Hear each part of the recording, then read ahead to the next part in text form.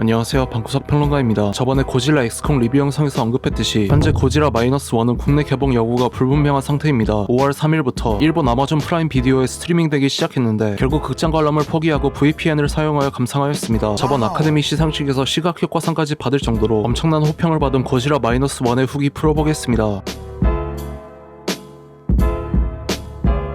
この番組はご覧のスポンサーの提供でお送りします。東京がまた火の海になるのは見たくない。戦争が終わってないんです。今度の戦いは未来を生きるための戦いなんです。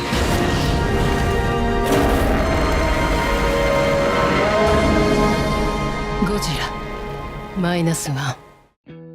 고지라 -1은 1954년에 시작된 도어 고지라 시리즈의 70주년 기념작이자 신 고지라 이후 7년 만에 개봉한 레이와 고지라 시리즈의 두 번째 작품입니다. 이 영화가 국내에 개봉하지 않은 이유에 대한 여러 썰들이 있었지만 현재 고질라 엑스콩 뉴 엠파이어가 상영 중이라 레전더리 픽처스와 도어가 맺은 계약 때문에 한국을 포함한 아시아 국가들에서 개봉할 수 없다는 것이 정설로 받아들여지고 있습니다. 5월 1일에 출시된 블루레이와 5월 3일에 아마존 프라임 비디오 재팬에서 서비스되기 시작한 VOD는 일본에서만 판매 및 스트리밍이 가능해서 VPN을 켜고 아마존 프라임 비디오 재팬에 접속하여 감상하였습니다. 다만 일본 아마존 프라임은 자막 지원을 잘 안해줘서 일본어 자막과 영어 자막을 지원하지 않는데 유저 한국어 자막을 구한 다음 오버레이 플레이어를 띄워서 함께 본다면 굳이 번역기를 돌려가면서 볼 필요가 없어집니다.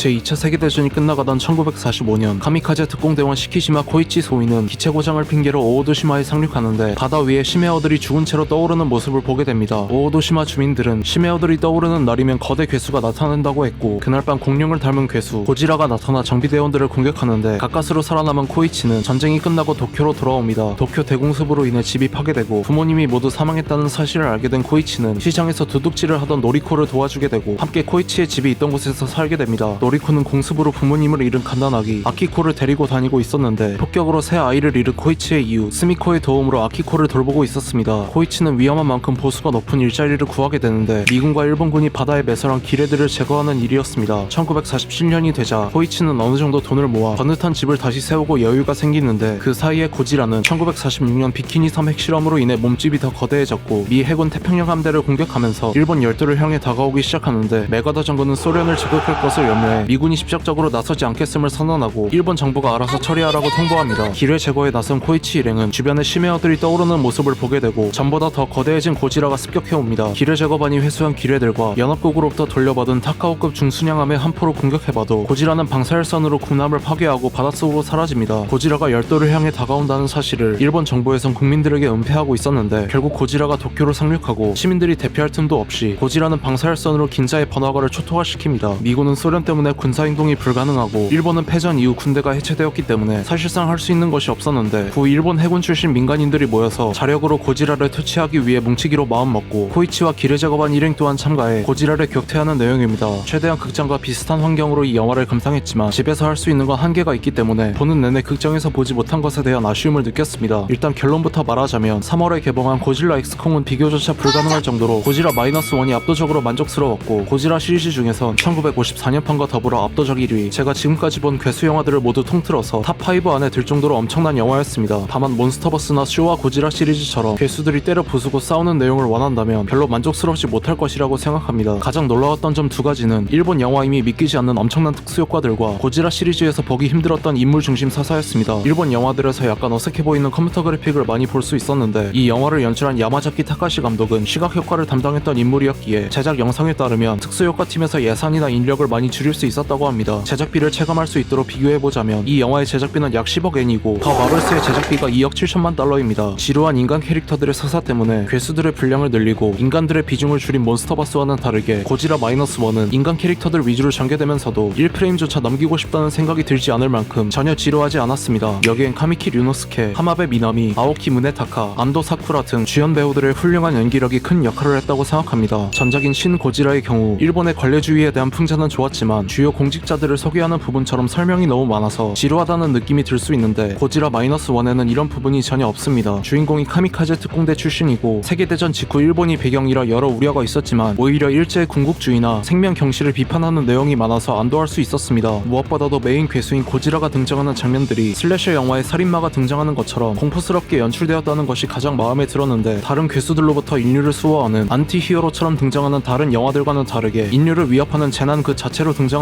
인간 캐릭터들에게 몰입할 수 있어서 고지라가 더 위협적으로 느껴졌고 도호 고지라 시리즈를 전부 다 보진 않았지만 제가 본 일본과 미국 양국에서 제작된 모든 고지라 영화들을 통틀어서 이번 영화의 고지라가 가장 위협적이고 무섭게 느껴졌습니다. 고지라가 긴자의 번화가를 초토화시키는 장면에서 1954년판 고지라에 대한 오마주가 강하게 느껴졌고 고지라가 등장하는 장면들에서 흘러나오는 음악들도 1954년판 영화에 나오는 곡들이 어레인지되어 다시 나왔습니다. 결말부는 약간 심파 느낌이 있었는데 엔딩은 호불호가 좀 갈릴 것이라고 생각됩니다. 기대 이상으로 만족스러워서 국내에 정식 개봉한다면 무조건 극장에서 다시 보겠다고 결심했고 괴수 영화를 좋아하지 않는 분들에게도 강력 추천드리고 싶습니다. 야마자키 타카시 감독은 후속작을 제작하고 싶다고 밝히기도 했는데 과연 -1을 이을 명작이 또 나올지 기대됩니다. 고지라 -1이 과연 국내에 개봉할 수 있을지 보신 분들은 어땠는지 댓글 남겨주시면 감사하겠습니다. 이상 시청해주셔서 감사합니다.